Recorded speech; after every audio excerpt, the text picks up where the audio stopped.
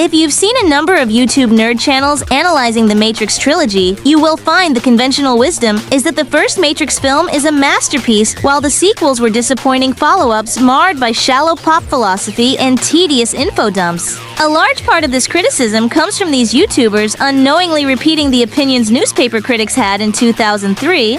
These YouTubers think they're pretty smart, but really their hot takes are bloviations of Roger Ebert's hot take from 23 years ago. But even Ebert admitted he enjoyed the film overall. One of the main critiques of Matrix Reloaded is that it is just a series of sensational action sequences that don't advance the plot, followed by long scenes of exposition about determinism. Exposition, where a character explains the plot, is considered weak script writing because the director is telling you instead of showing you. That criticism isn't valid in this case because the exposition is not tedious at all. It is engaging and refreshing in that it blows the cerebral cortex of the audience with philosophical ideas immediately after obliterating their medulla oblongatas with the finest action they have ever seen.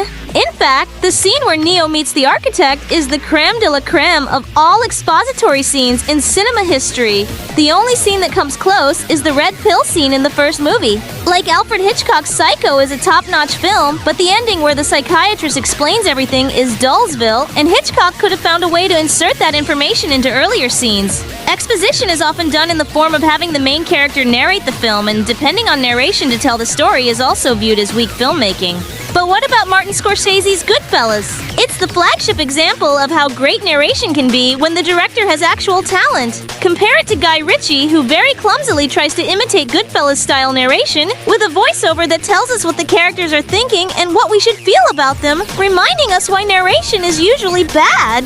Many of the best movies are dialogue-driven. So why should a long scene of dialogue, which an exposition scene is, be considered de facto bad scriptwriting when people like Shakespeare and the Wachowskis do it so well? With a backdrop of TV screens adding layers to what is said, the architect explains, Neo is an anomaly in a broader system of control in a way that expands on the philosophy of the first film, captures the imagination, and builds tension. His brilliant performance adds forward momentum to the story when he tells Neo his next choice could result in the extermination of the human race. And the chilling way he says, there are levels of existence we are prepared to accept, is the pinnacle of nihilism and always pops into my mind when times are hard. So reboot your mind and clear the cache of recycled film criticism.